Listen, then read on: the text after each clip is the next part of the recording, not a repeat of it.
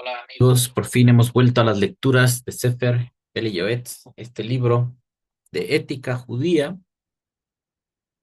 que he ido subiendo poco a poco los videos de los temas que contiene. Se vio interrumpido por las lecturas del Rambam y ahora recientemente las de la Parasha.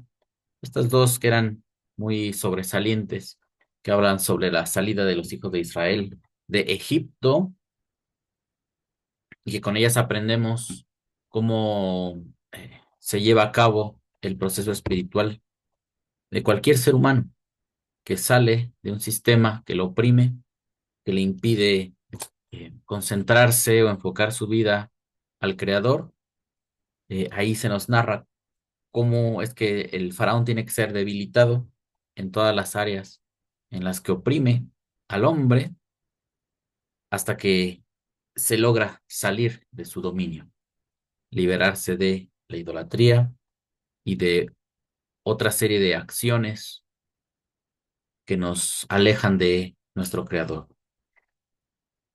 Y antes de comenzar con esta lectura, quisiera hacer una aclaración, una corrección más bien, sobre algo que se daba ayer en la lectura, en la Parashat Bo. Si quizá todavía no llegan ahí, pues es porque el video es muy largo, dura 3 horas. Esto es para los que aguantan más el estudio. Si no, pues véalo de a poco. Quería compartirles esto, por si no están al tanto y llegan a ese punto, es casi al final, lo van a observar. Durante el desarrollo de la lectura, nos encontrábamos con dos palabras, ¿no? Constantemente. Se habla del destructor, lo tenemos aquí en color azul, en el primer recuadro, aquí arriba. Esta palabra dice ha-mashhit, ha-mashhit,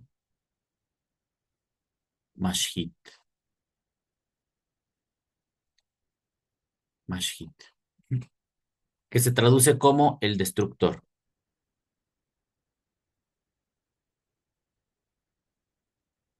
el destructor. Y dentro de la lectura ustedes van a darse cuenta que yo estuve confundiendo con la palabra shejita, shahat, mashhit, shejita, que suenan igual, pero no son el mismo término. Y yo estuve describiendo esto como degollar. Entonces ahí surge la confusión y en un momento, como que la mente me avisó, aquí ya no es la misma palabra. A ver, recapacita, revisa y le di un vistazo al diccionario, pero en ese momento, como estás más concentrado en la lectura, tendría que haber buscado más el otro término. No lo encontré. Y después decía Mashhit, el destructor. Es el ángel que iba a ejecutar la última plaga. Es el destructor y degollar no sería el término. Y les decía, lo voy a revisar con más detenimiento y les aclaro. Acá abajo tenemos la expresión sebaj, que esto es sacrificar. Sacrificar. Bueno, para poderles ilustrar en esto y hacer la corrección debidamente, pasamos al diccionario y encontrábamos ayer esta palabra, mashhit. Viene de este término shahat, que yo confundía con shejita, y ahorita van a ver por qué se confunde uno, o por qué puede tener uno esta imprecisión. El ángel que destruía al pueblo. Entonces este mashhit viene a ser como una especie de sustantivo. Aquí nos dice que es un participio. Es un participio que viene de una forma jifil del verbo shahat, mashhit. Bueno, cuerpo destructor, cuerpo de sabotaje, destrucción, que nos da las definiciones que puede alcanzar esta palabra. Y tenemos un segundo término, que es el que yo estaba pensando que era shahat. Como nos damos cuenta, este tiene una letra tet al final, tiene shin het, y el otro tiene shin het y tiene una tab.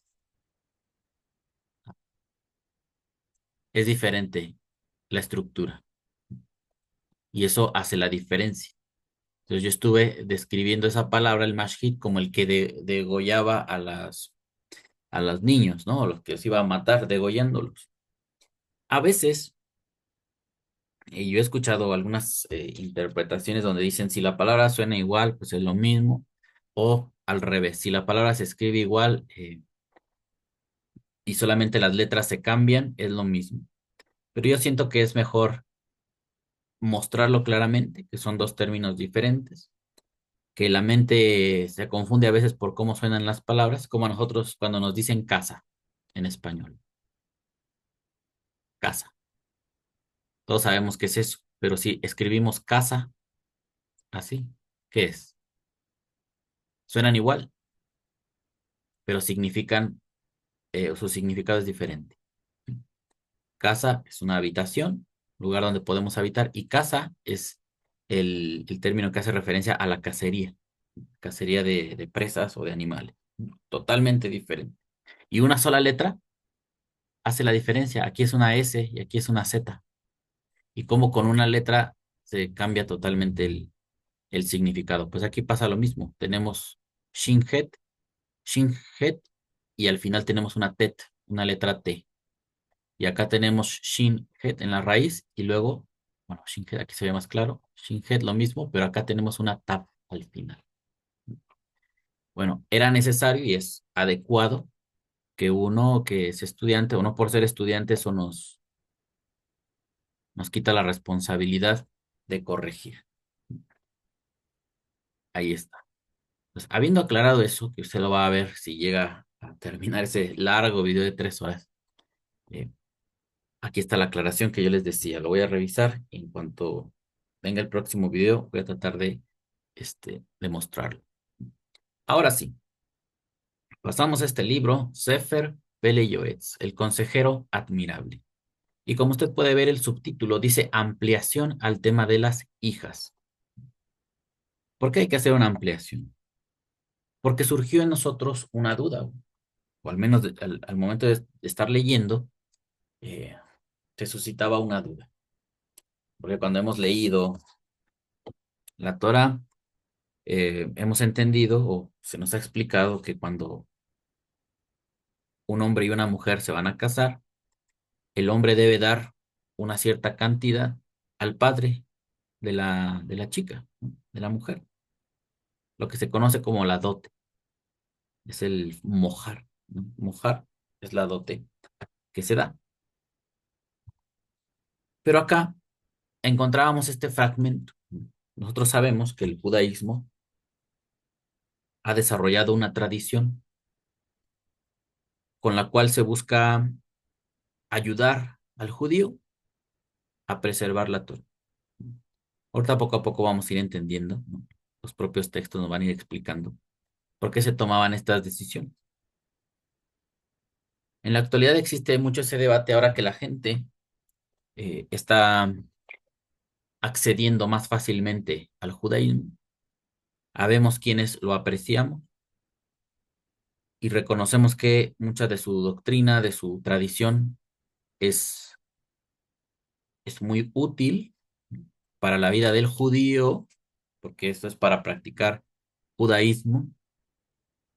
Nosotros lo estudiamos y podemos aprender algo, está muy bien. Y si no, pues no nos afecta porque no somos judíos. Y esta otra parte de otro grupo de personas que estudian la Biblia, que todo el tiempo están criticando el Talmud, Shulchan Aruch y toda la tradición judía, y piensan ellos que solamente leyendo la Biblia es que uno debería ser capaz de guardar o de obedecer la voluntad de Dios. En todo caso, conocer la voluntad de Dios. Ya sabemos que hay un gran debate sobre eso. Y yo encontraba este párrafo, ¿no? Dentro de la lectura de Pele Yoes, Las hijas, página 283, de esta edición que yo tengo, que es de la editorial Jerusalén de México. Exactamente. Nos dice lo siguiente. Muchos padres de pocos recursos desean casar a sus hijas con estudiosos de la Torah. mas no tienen una situación económica como para ofrecer una dote de acuerdo con las necesidades de esto. Pues esta idea hace ruido, ¿no? Como que la mujer o los padres de la chica también deben dar una dote para poder casarse con alguien estudioso de la Torah. No obstante, ellos deben hacer todo lo que esté en sus manos para juntar dinero y tener mérito de casarlas con estudiosos.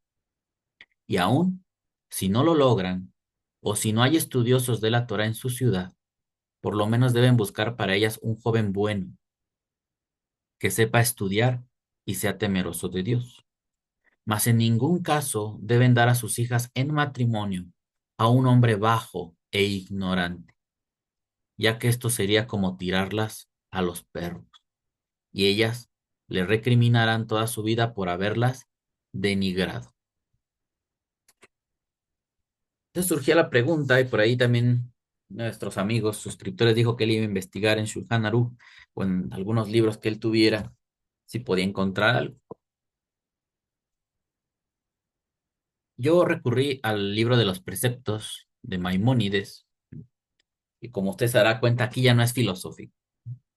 Aquí ya Maimónides está enfocado a la Torah y a la tradición. Aquí ya no nos va a hablar de cosas filosóficas, nos va a explicar los preceptos. Y es en el número 213, el matrimonio, entre paréntesis, Kiddushin. El Kiddush es como una santificación, viene la palabra Kadosh, santificarse o apartarse. Cuando uno se casa es que te estás apartando para esa persona, ¿no? Para tu pareja. Y todo esto dentro del marco de un hombre con una mujer. No, en la Torah no existe el matrimonio entre dos hombres o dos mujeres. Y esto, ojalá que a ustedes no les cause alguna molestia. Bueno, si son estudiantes de la Torah, yo creo que van a estar en, en sintonía con lo que se va a decir acá. Esto es para los israelitas y los que estudian la Torah. Este mensaje no es para los de afuera.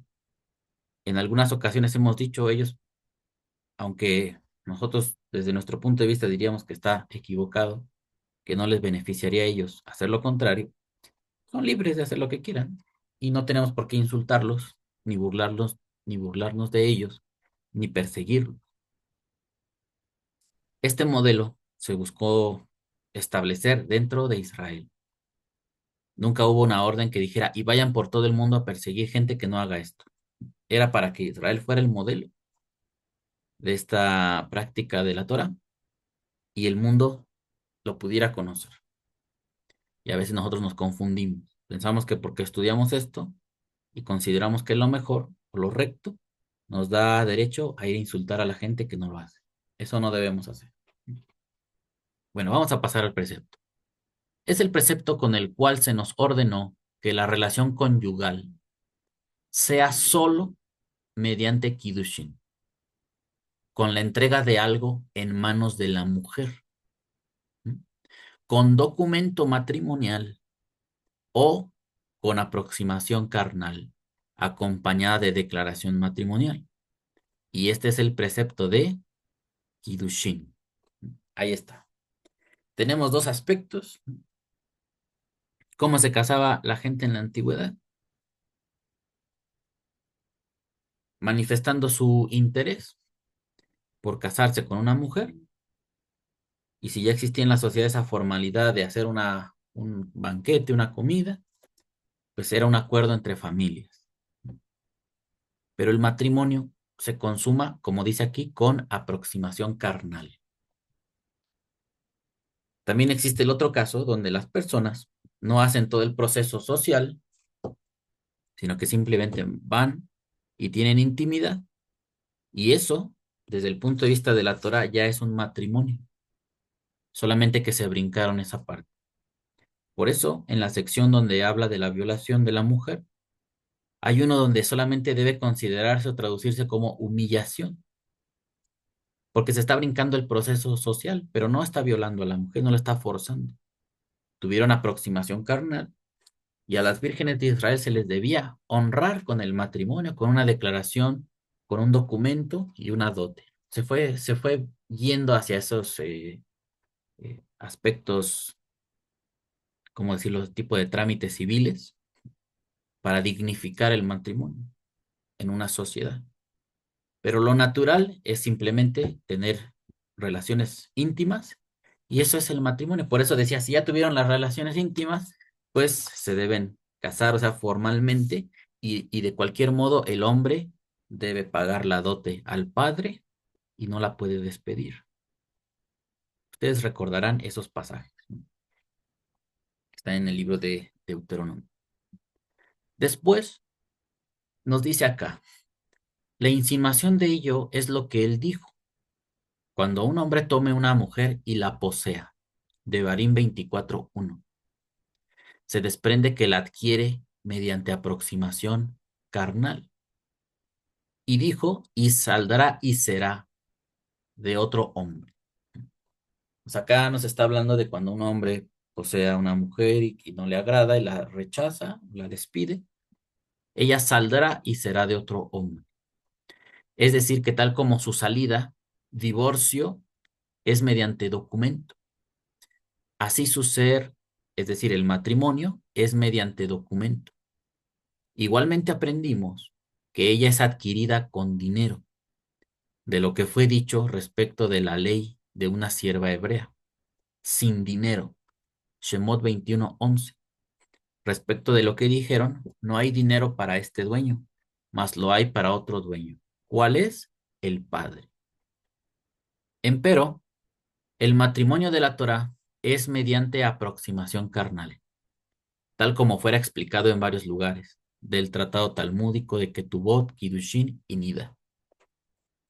Aquí nos pone Maimónides en unos documentos, nos los menciona, son extensos, no los va a poder incluir mucho de su contenido en esta breve explicación, pero sí te dice, tú quieres ampliar esto, tienes que dirigirte a Ketubot, Kiddushin y Nida.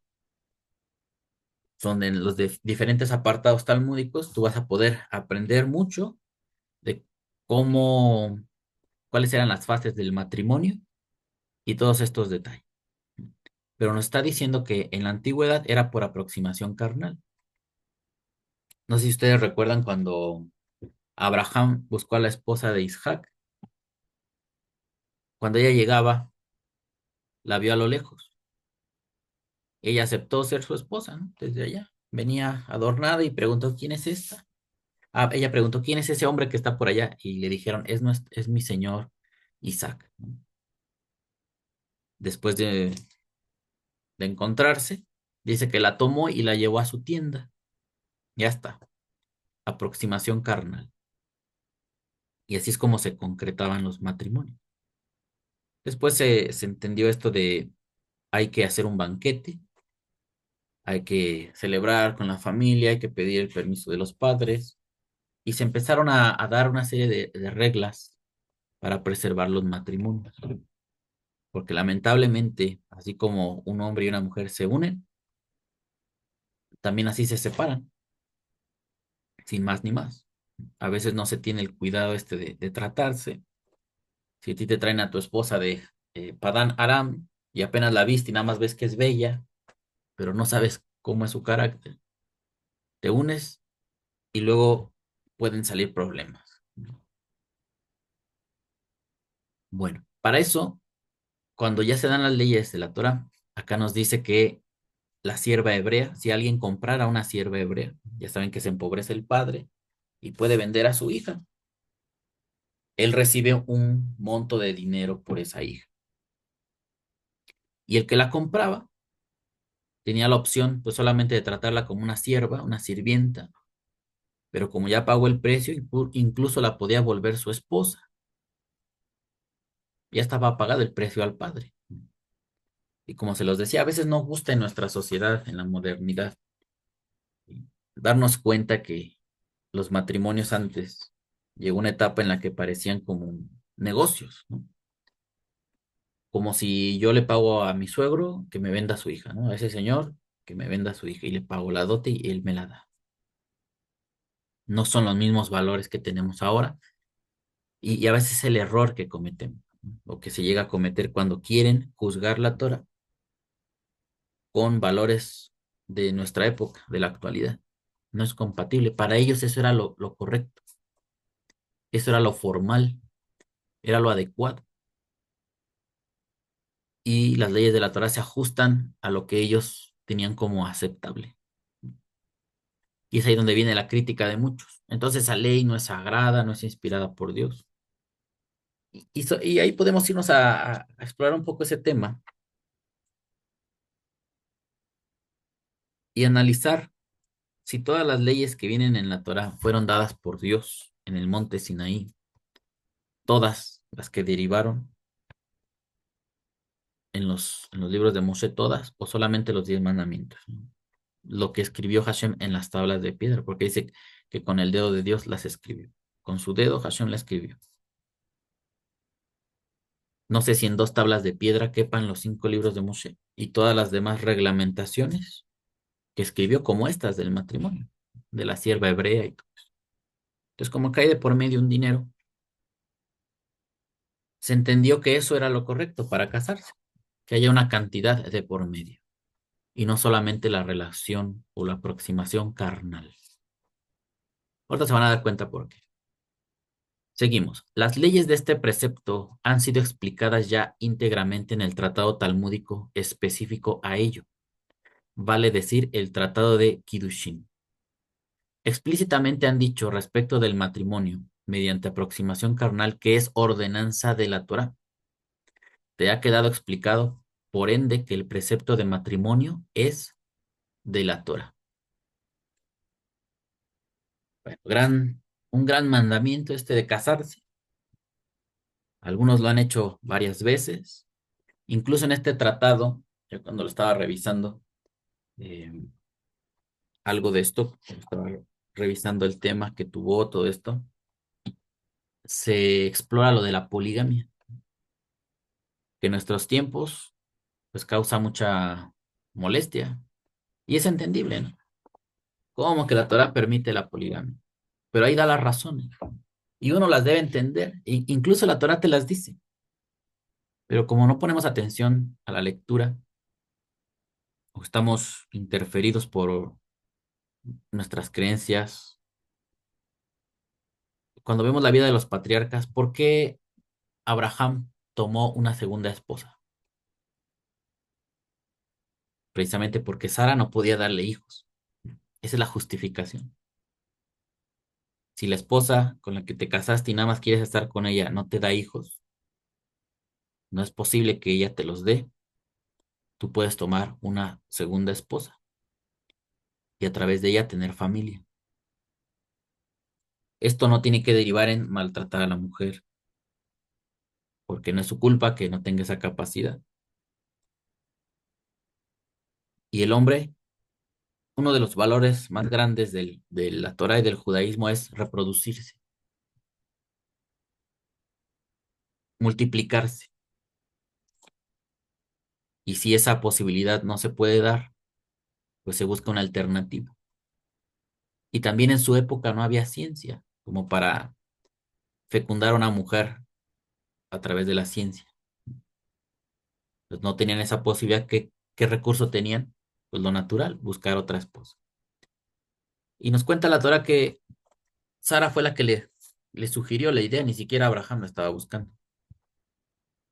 Luego tenemos el caso de Isaac, que también su esposa era estéril, hasta que después pudo concebir. O sea, él no buscó una segunda esposa, sino que permaneció ahí a la espera, y Hashem quiso abrir su vientre y nacieron sus hijos.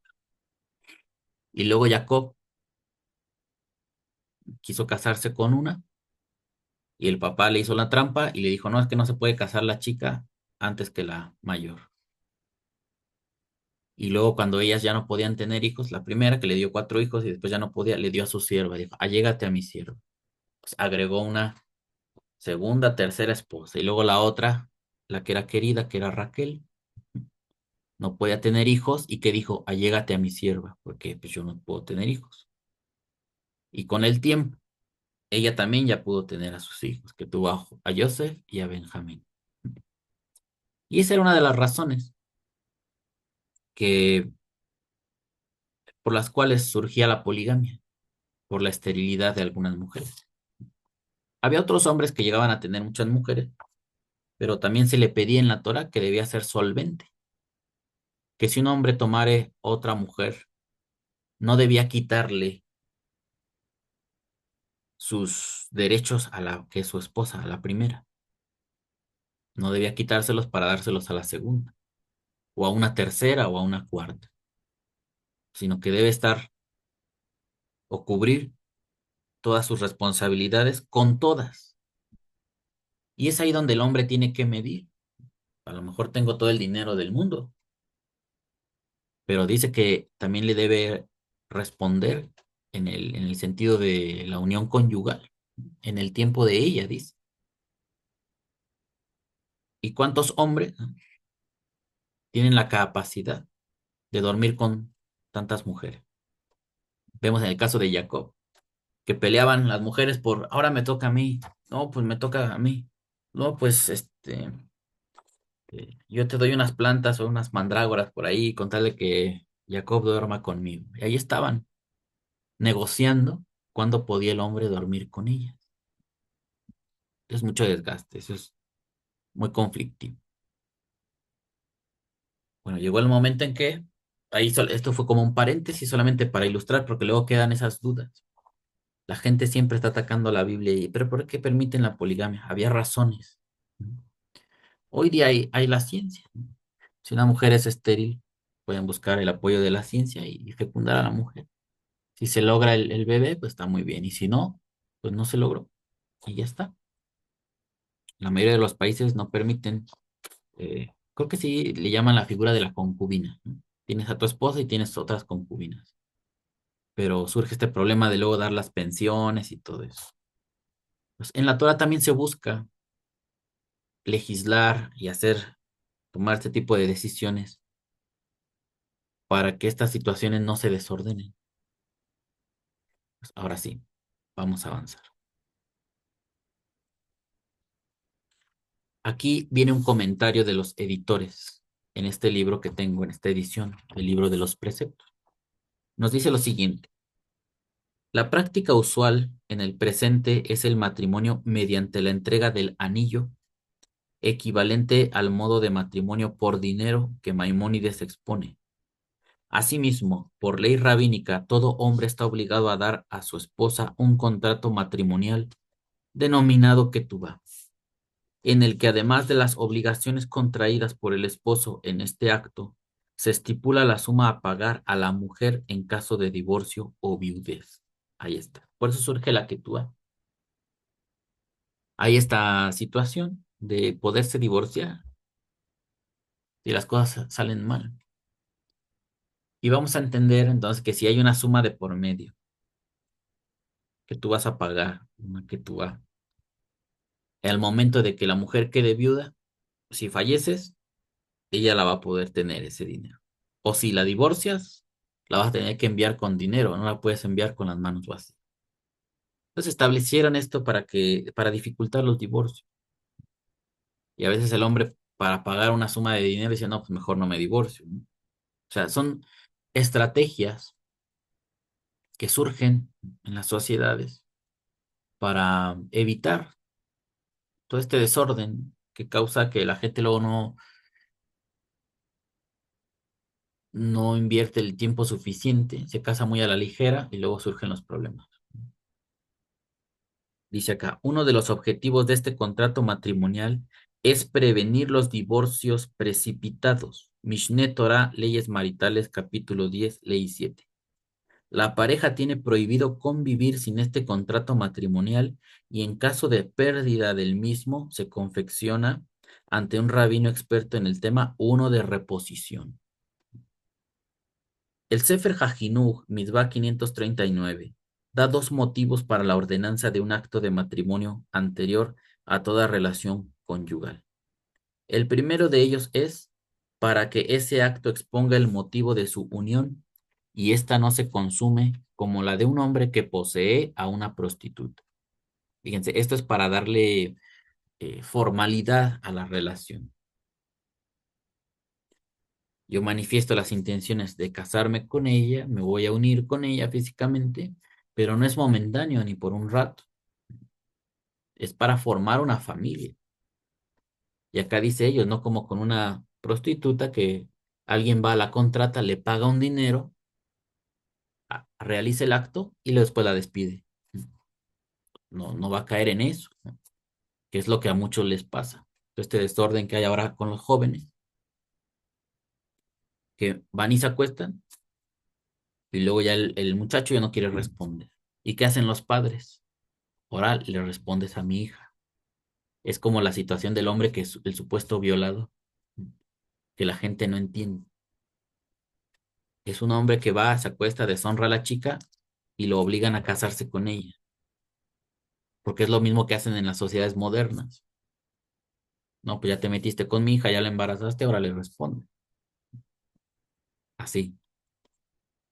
En segundo lugar, es para que ella tome conciencia de que debe su fidelidad exclusivamente a él siempre y no caiga en manos del adulterio.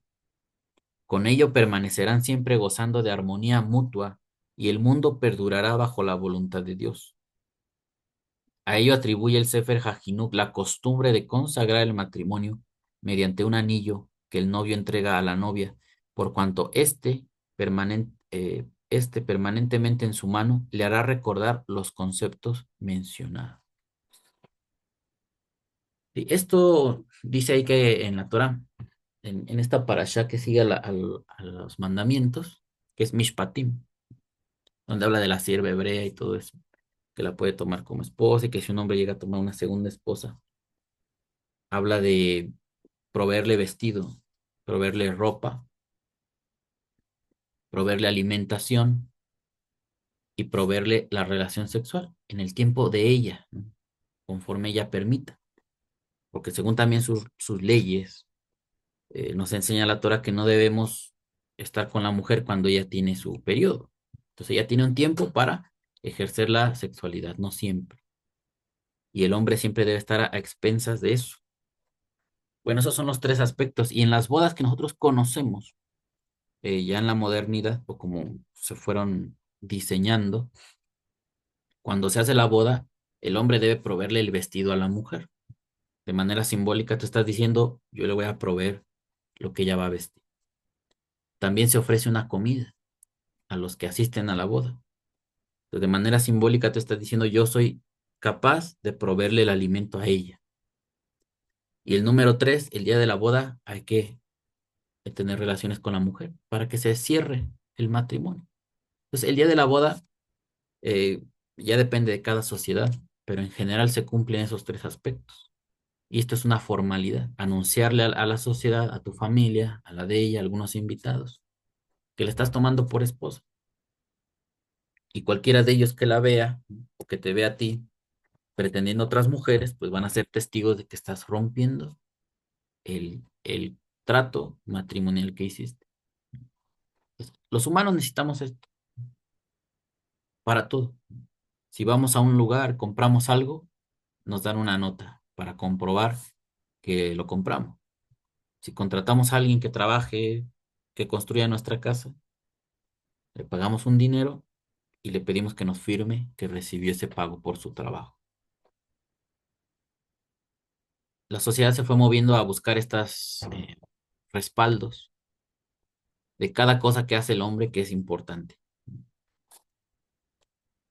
Ahora, cuando nosotros leíamos acá, dices, bueno, está bien, el hombre da una dote, el hombre paga, el hombre provee ciertos aspectos para formalizar esto. Pero lo que nos plantea Pele Yoet dice, muchos padres de pocos recursos desean casar a sus hijas con estudiosos de la Torá, mas no tienen una situación económica como para ofrecer una dote de acuerdo con las necesidades de esto. O sea que dentro del judaísmo surgió este recurso de dar también el padre de la mujer una dote, comprometer una cantidad o unos recursos para hacer más atractiva la unión con su hija. Ellos decían un estudioso de la Torah pues debe tener una dote grande porque es un tipo que se dedica a esto. También nos menciona ahí que unos buscan casar a sus hijas con hombres ricos. Y pues tiene que el papá de la chica también juntar un buen dinero que comprometer, porque pues, está tratando de llegar a una esfera importante y así es lo que pasa, ¿no? En las familias. En las familias de los ricos se buscan casar con ricos. Bueno, eso no lo dice la Torá, pero vemos cómo lo van deduciendo ellos y son como recursos legales para proteger el matrimonio. Entonces yo aquí tengo el único tratado talmúdico que tengo en físico es el de Makot. Y yo recuerdo que hace tiempo había leído algo eh, precisamente en el capítulo 3 en la hoja A. Ahí tenemos en la pantalla, en la parte izquierda, todo esto deriva de una Mishnah. Y la explicación la vamos a encontrar en la nota al pie de página de esta edición Tashema. Nos dice lo siguiente: si se presentan testigos en el Bet Din, en el juzgado, y declaran, nosotros atestiguamos que fulano de tal le dio el divorcio a su esposa, tal día delante de nosotros, y nos consta que todavía no le ha pagado a ella su ketubá, con lo cual el hombre queda obligado a pagarle la ketubá a su mujer. Pero después se descubre que dichos testigos eran somemim. Esta palabra es la que da origen al primer capítulo, ¿no? Quetzat Haedim, los testigos falsos o los testigos planeadores. La palabra somem es planeador. ¿Qué significa esto? Que planean, se ponen de acuerdo para emitir un falso testimonio y perjudicar a alguien. Somemim, planeadores.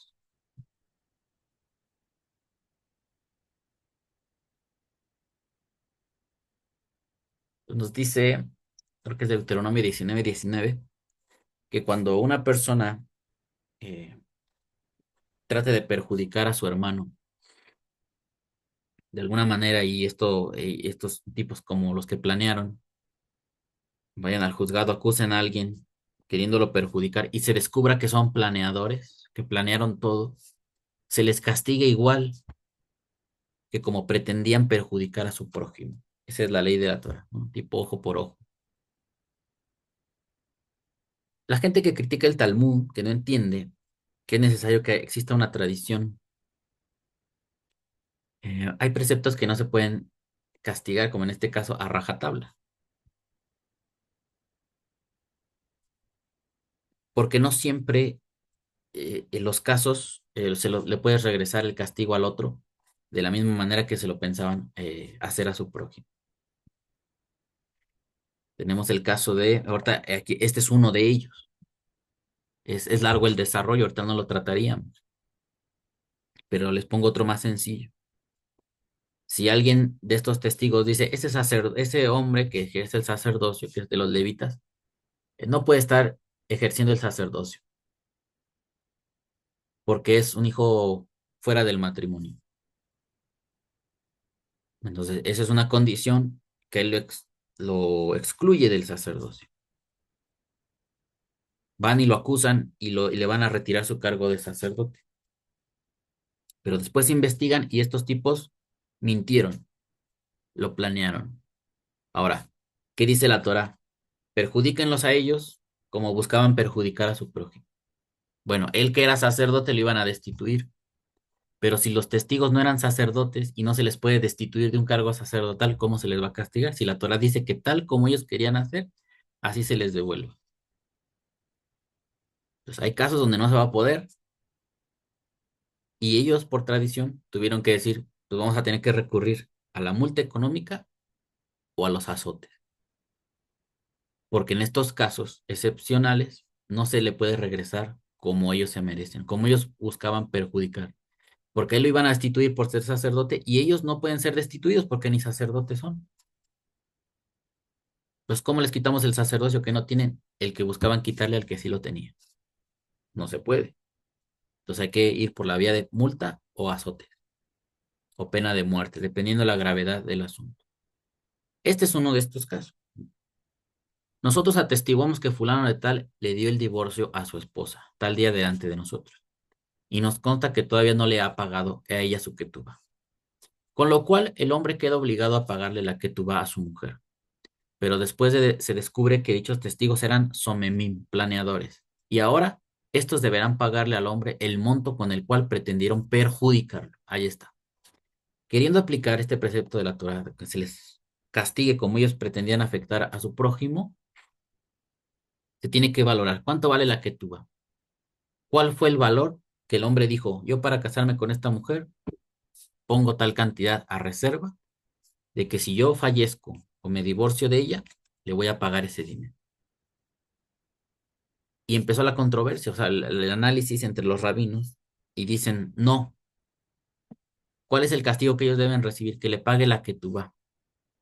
Y unos dirán, ah, pues está muy bien, porque al momento de decir que no le pagó, casi casi le están diciendo, pues ya págale lo de la ketubá, el dinero que comprometiste para casarte con ella. Pero después dicen otros rabinos, no, porque ese no es el único dinero que está comprometido. También la mujer, cuando se casaban, como dice acá, la mujer comprometía bienes, como dice acá, mas no tienen una situación económica como para ofrecer una dote de acuerdo con las necesidades de esto. En el judaísmo también se estableció que así como el hombre compromete una cantidad, también la mujer debe comprometer una cantidad, ya sea de bienes que ella posea. Si la esposa es dueña de un negocio, cuando se casa, el negocio automáticamente pasa a ser administrado por el esposo. No es de su propiedad, pero mientras estén casados, él lo puede, eh, como dicen acá, usufructuar. Él puede manejarlo y beneficiarse de ese dinero, porque está tomando a la esposa y sus bienes. Entonces, cuando analizan este caso, los rabinos dicen, no es lo único que le están haciendo perder los omemim al acusarlo de que no está pagando. No la pagó. No, no nada más le estarían haciendo perder la ketubá, el dinero que él comprometió, sino el dinero que también él estaba generando con los bienes de ella. Hay que revisar cuántos bienes comprometió la esposa para después hacer el cálculo y ver cuánto se les va a cobrar. Y unos decían, no, pero no se les puede cobrar todo por esto, y empieza la discusión. Bueno, nosotros vamos a ir a la nota al pie de página que usted ve en la pantalla. Dentro de esta edición Tashema del Tratado Makot es la página 68. Nos dice lo siguiente. Los sabios establecieron que todo hombre que se case con una mujer debe comprometerse por medio de un documento escrito, que tú va, a determinadas condiciones matrimoniales. Entre ellas, él se compromete a que la mujer reciba de sus bienes un valor determinado en dinero. En caso de darle el divorcio o de que él muera antes que ella, dicho monto se denomina ketubá, al igual que el documento que lo estipula. En el contexto del caso que estamos tratando, el concepto ketubá incluye todas las obligaciones monetarias que adquiere el marido para con su esposa. En caso de darle el divorcio o de morir antes que ella, estas son el monto básico de 200 susim. Y nos pone una cantidad que era conocida para la época de ellos, ¿no? 200 susim. Si la mujer era virgen cuando se casó con él, ese es un precio. Ya saben que en el judaísmo se valora mucho la virginidad, porque eso garantiza que tu estirpe va a ser pura, va a ser limpia, no está interferida por la semilla de otro, que haya quedado algún residuo, ¿no? O algún, que el vientre de esa mujer haya dado a luz a otra semilla, sino que esté pura, no ha tenido nada que ver con la semilla de otro hombre. Si la mujer era virgen, son 200 susim, o de 100 susim, si no lo era. Cualquier otro monto adicional que el hombre se haya comprometido a pagarle, además del monto básico. El valor de los bienes de la dote que la mujer aporta, aquí está. El valor de los bienes de la dote que la mujer aporta. Hasta acá. ¿Ya ven? Entonces, a través de esto, cuando el judaísmo pues fue evolucionando, también existió la posibilidad de que la mujer aporte algo, una dote, a la hora de contraer matrimonio. Bienes son Barcel. Bienes, aquí está, son Barcel, el cual se calcula según lo que valían en el momento en que la mujer se los entregó al marido. El valor de los bienes que la mujer poseía antes de la boda o que heredó después de esta, bienes meloj. Fíjense cómo todo esto ya es parte de las leyes judías, que los rabinos tenían derecho a establecer, porque ellos eran los líderes, así como en nuestros países están los políticos que hacen leyes civiles y algunas de ellas pues tienen que ver con los matrimonios. ¿Qué pasa cuando alguien se divorcia? Los bienes que hayamos generado durante el matrimonio se tienen que dividir. Y es ahí donde pelean muchas veces los artistas, ¿no? Vemos mucho en la tele, los actores de cine de allá de Estados Unidos. Que la pareja del momento, que se casaron y que son súper felices, son multimillonarios. Y cuando ya se divorcian, están las peleas por la inmensa riqueza que tienen. Entonces, el hombre aporta una cantidad y la mujer otra. Entonces, los bienes de la mujer, si ella tiene casa, si ella tiene negocios, si tiene una herencia que le ha dejado su padre, tierras, al momento de casarse, el hombre las va a administrar. Eso tiene un valor. Entonces, todo eso, para la época que están analizando los sabios, ¿no? De esta Mishnah, dicen, para castigar a los Omemim, hay que hacer un cálculo entre los bienes que él puso sobre la mesa para el matrimonio y los bienes que él administraba que eran de la mujer, porque casi casi están diciendo, se divorció y no pagó. Eso es una mentira. Ahora ellos le van a tener que pagar la pérdida que él iba a sufrir por deshacer su matrimonio. Y tienen que calcular. Y otros decían, no, a ver, es la dote de él menos la de ella. Otros decían, no, son las dos dotes. No, es que es mucho dinero, eso no, porque no le están haciendo perder todo. Y estaba la discusión entre rabinos, cómo era la forma de castigar a estos hombres. Seguimos. Estos últimos bienes meloj se mantienen como propiedad de la mujer, pero el marido los administra y tiene derecho a usufructuarlos mientras estén casados. Bueno, entonces, con esta información, me parece que ya podemos cubrir esta duda, mas no tienen una situación económica como para ofrecer una dote de acuerdo a las necesidades o con las necesidades de esto. No obstante, ellos deben hacer todo lo que esté en sus manos para juntar dinero y tener mérito de casarlas con estudioso. Ahí está. Entonces, por ley judía, en estas épocas, la mujer también aportaba una dote, o de los bienes que ella tenía, al casarse, pasaban a ser administrados por el esposo. Si se divorciaban, él le tenía que devolver sus bienes. Pero mientras tanto, él tenía el derecho de administrarlos y obtener la ganancia. Bueno, espero que con esto se haya aclarado el tema este de ya son todas las diapositivas.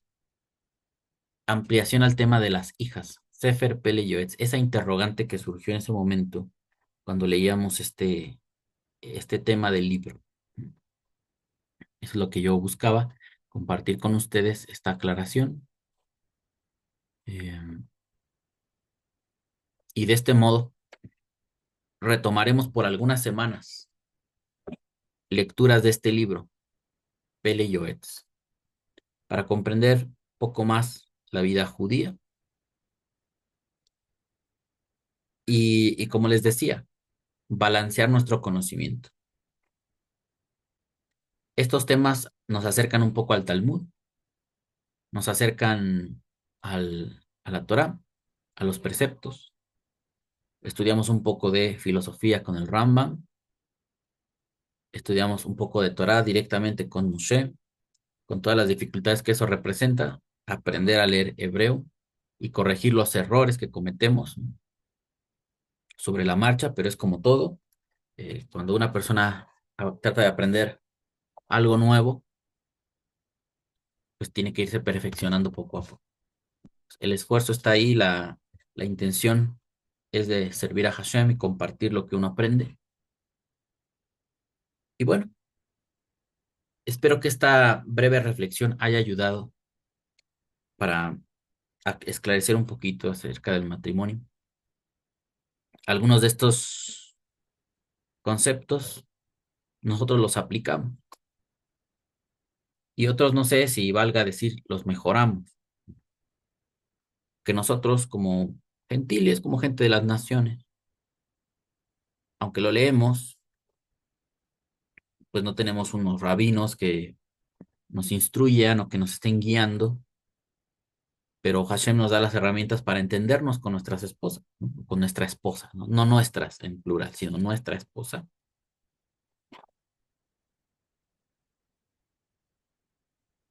Y yo veo que en muchos matrimonios es difícil que, que se entiendan, sobre todo la parte del dinero. Constantemente oigo cómo hay conflictos por esta situación, o porque el hombre no aporta lo que le corresponde, no le da ni de comer a la mujer, ¿no? O si se enferma no le da para su tratamiento, o si ella quiere una ropa, no se la compra, pero luego anda de borracho, anda gastando el dinero en fútbol, en sus diversiones, pero no atiende sus obligaciones. Hay hombres que si la mujer tiene un dinero se lo quitan todo, si la mujer produce algo, se lo quitan y lo gastan como ellos quieren, no le respetan y hay mucho conflicto por eso. Afortunadamente nosotros, Hashem nos ha bendecido con este conocimiento y ni siquiera tenemos un contrato como tal. Yo recuerdo que cuando me casé yo hice una pequeña hojita donde puse el versículo este de la Parashat Mishpatim, donde dice que el hombre se compromete a dar, a cubrir las obligaciones primordiales, que era el vestido, la comida y la relación íntima. Y lo firmamos mi esposa y yo. Obviamente eso es simbólico. Uno no lo hace porque firmaste un documento, sino porque estás convencido de que esa es tu obligación. Y en cuestiones de dinero, pues creo que hacemos buen equipo. Ella puede tomar mi dinero eh, cuando ella lo necesite y yo también puedo solicitar de sus ganancias cuando se requiera para las cosas necesarias. Y no ha habido nunca ningún conflicto por dinero, por los bienes. ¿Por qué? Porque tenemos una educación distinta y porque todo nuestro proyecto de vida está unido. No hay egoísmo y tampoco yo no voy a usar su dinero para cosas que sean inadecuadas. Entonces también hay que tener un respeto por los bienes de la otra persona, aunque sea tu esposo, tu esposa, eso no nos da derecho a atropellarlo y despojarlo de su riqueza, de lo que él genera, para hacer con su dinero lo que queramos. Siempre hay que tener un respeto. Y si eso se conserva, no va a haber ningún problema en cuestiones de dinero. Lo que es lamentable que incluso gente que conoce la Biblia, que la estudia, pierde su matrimonio. Por muchas razones, ¿no? Pero una de ellas, los los bienes que se comprometen ahí. Pues esto sería todo, amigos, por esta ocasión. Solamente fue una ampliación. Ya posteriormente vendrán otras lecturas con ayuda de Hashem. Hasta aquí los voy a dejar, ya no quiero hacer largo estos videos. Que Hashem los cuide y los bendiga. Sigamos siendo libres para estudiar la Torah. Hasta pronto.